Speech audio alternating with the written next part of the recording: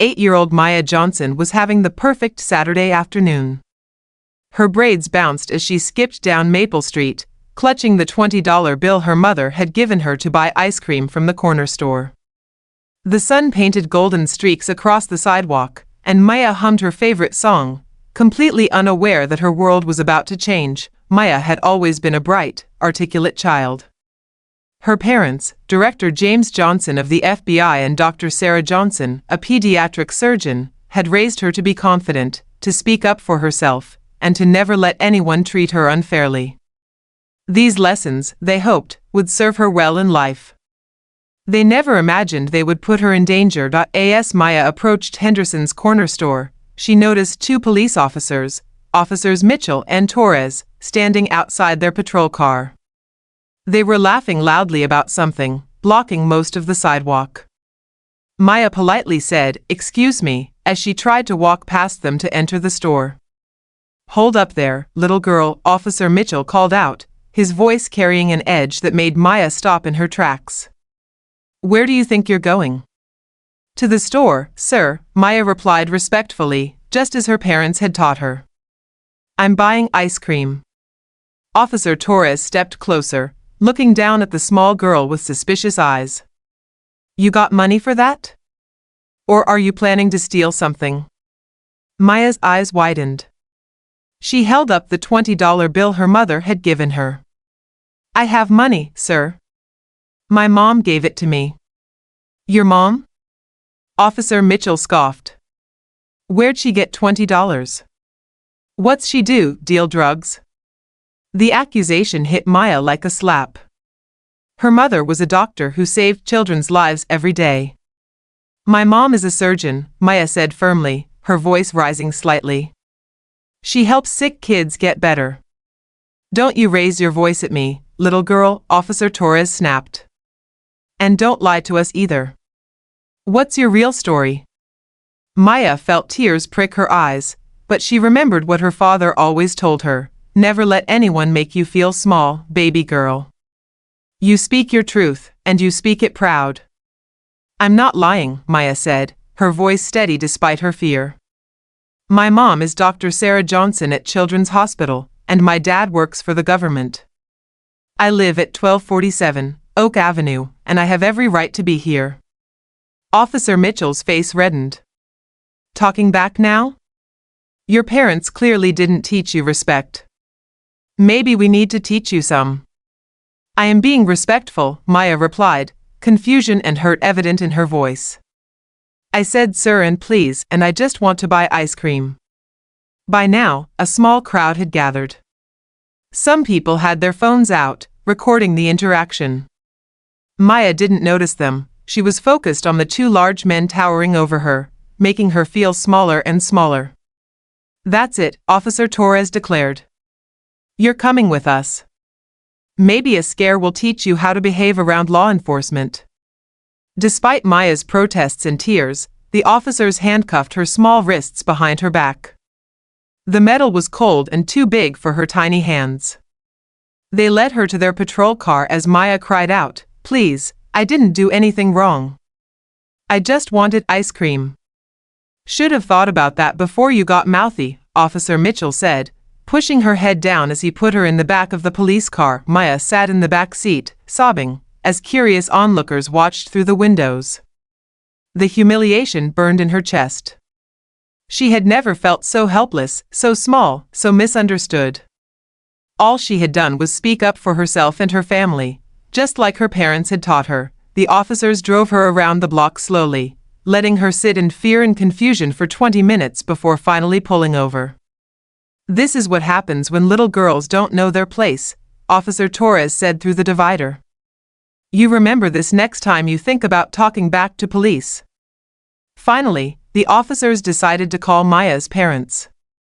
Officer Mitchell dialed the number Maya had given them, expecting to reach some woman who would apologize profusely for her daughter's behavior. "Johnson residence," came a calm, authoritative voice. "Is this Maya Johnson's father?" "Yes, this is Director James Johnson." "Who is this, and why do you have my daughter's phone?" Officer Mitchell paused. "Director?" This is Officer Mitchell with Metro Police. Your daughter was being disrespectful and Officer Mitchell, the voice on the other end cut him off, and suddenly it carried the unmistakable tone of someone used to commanding respect. You said Director?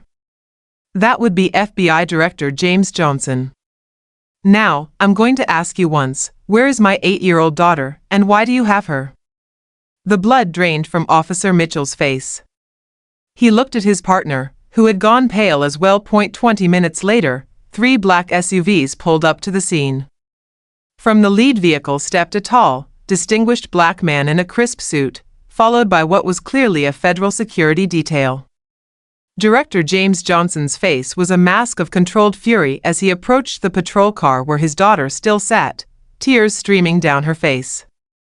Maya, hey baby, Daddy's here, he said gently through the window before turning to the officers with eyes like steel. Uncuff my daughter. Now. Officer Torres fumbled with the keys, his hands shaking. Sir, we didn't know. You didn't know what? Director Johnson's voice was deadly quiet. You didn't know that an 8-year-old girl going to buy ice cream with her mother's money deserved to be treated with basic human dignity? You didn't know that talking back is actually called defending herself? Or you didn't know who I was? As Maya was freed from the handcuffs, Director Johnson knelt down and hugged his daughter tightly. I'm so sorry this happened to you, sweetheart. You did nothing wrong. Dr. Sarah Johnson arrived minutes later, having broken several speed limits to get there. She immediately began checking Maya for injuries, her medical training kicking in even as her mother's heart broke at seeing her daughter's tear-stained face. The media is already here, one of Director Johnson's security detail reported quietly. The video is going viral. Indeed, the footage taken by bystanders was spreading across social media like wildfire. #Justice for Maya was trending within hours. Director Johnson stood up, his arm protectively around his daughter. Officers Mitchell and Torres, you will be hearing from Internal Affairs, the FBI's Civil Rights Division, and my personal attorneys. What you did today wasn't just wrong, it was a federal civil rights violation. Officer Mitchell tried to speak. Sir, if you had known what? That she was my daughter? That she was important? Director Johnson's voice rose slightly. Every child in this community is important. Every black child, every poor child, every child who doesn't have a parent in a position of power.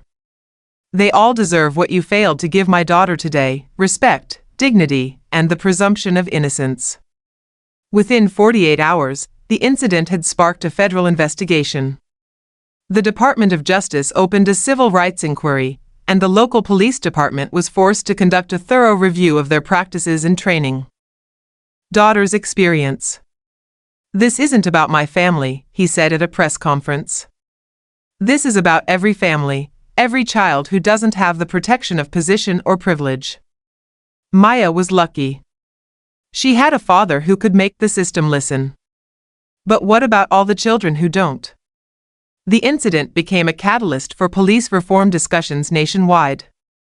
Training programs were developed focusing on implicit bias, proper treatment of minors, and de-escalation techniques. 3 months later, Maya Johnson stood at a podium that had been adjusted to her height, addressing a room full of police chiefs, civil rights leaders, and community activists. Her parents had asked if she wanted to speak, and Maya had said yes. My name is Maya Johnson, and I'm 8 years old, she began, her voice clear and strong. The day those officers handcuffed me, I was scared and confused. But I wasn't wrong for speaking up for my family. I wasn't wrong for having pride in who my parents are.